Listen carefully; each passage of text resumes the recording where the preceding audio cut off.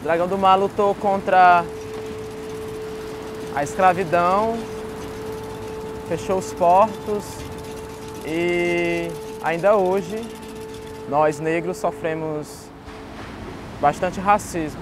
É diário, então quando eu entro no personagem ou quando eu me encontro com ele nas coxias e em cima do palco, continuar essa luta que ele iniciou, assim como outros abolicionistas.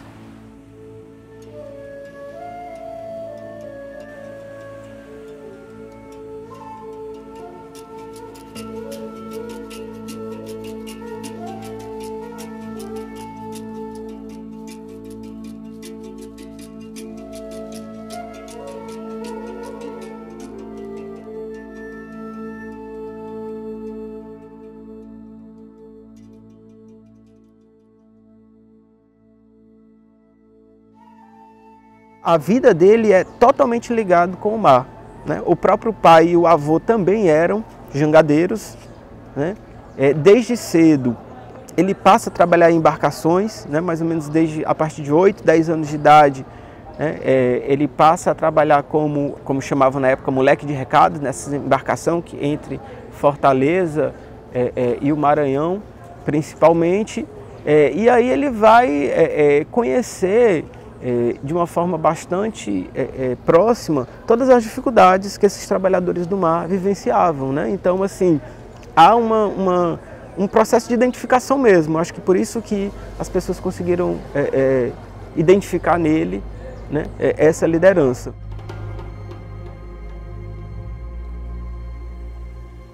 Temos o contexto local, que vai interferir de uma forma bastante significativa, né? Principalmente porque o movimento abolicionista aqui no Ceará, ele vai, digamos assim, emergir de uma forma mais forte a partir do ano de 80, de 1880.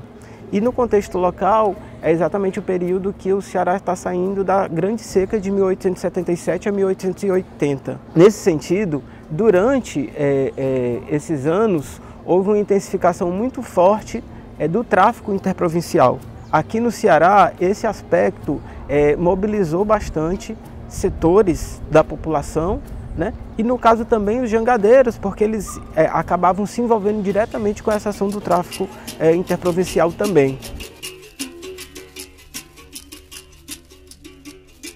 Muitas pessoas, muitos cearenses não conhecem a história do Dragão do Mar, não sabem quem é Dragão do Mar. Visitam o Dragão do Mar, mas não sabem quem foi, né? Quando se tem um personagem, um espetáculo que fala de quinta a domingo permanente e dentro dessa história do Ceará existe ele, é muito importante, sabe?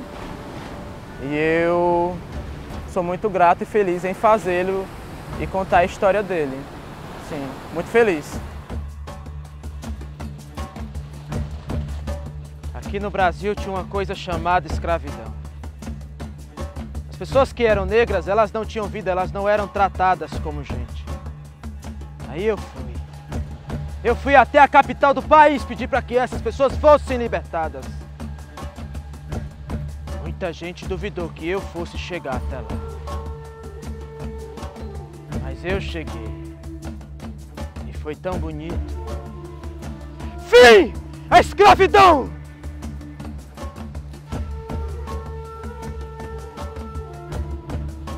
Pena que até hoje há resquícios disso tudo no nosso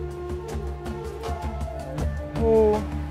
Nos livros das escolas a gente lê uma história europeia, né? Branca. E sabemos que na verdade não é isso que é contado a gente. Além de ser ator, eu faço licenciatura em teatro e aí dentro da escola eu tento levar a nossa história, né? A nossa real história, tento buscar isso. A gente sabe que o processo de narrativa histórica, ele, né, passa por várias transformações. Num primeiro momento, ele vai ser bastante festejado também pela participação que ele vai ter a partir do destaque da greve no cenário nacional, né? Então, por exemplo, no momento que o Ceará vai estar abolindo a escravidão na província inteira, lá no 25 de março de 84, e aí ele vai, junto com José do Patrocínio e outros abolicionistas, para o Rio de Janeiro, né? Lá ele é recepcionado com grandes festividades, e aí é nesse momento que ele vai receber essa alcunha de Dragão do Mar e ele acaba se projetando nacionalmente. Na minha percepção, o impacto que essa ação vai ter no cenário nacional é tão grande ou até mesmo maior. Ao conhecer o Dragão do Mar, ao fazer ele, também vem a partir dessa construção, essa subversão também que o Dragão do Mar foi. E aí é muito parecido com ele. Há pouco tempo descobri que ele aprendeu a ler aos 20 anos. O perfil de boa parte dos abolicionistas eram de pessoas ligadas à elite, profissionais liberais, comerciantes, enquanto que ele, dentre essas pessoas, é que tinha um perfil, né, de uma pessoa pobre, um trabalhador de fato. Essa representação, né, que ele foi essa figura dentro do Ceará, a minha história também é um pouco parecida, não só a minha, mas de muitos cearenses, a de muitos negros, muitas negras, né?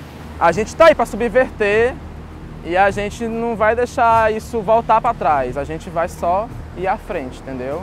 Se empurrar um passo para trás, a gente vai dar 3 para frente.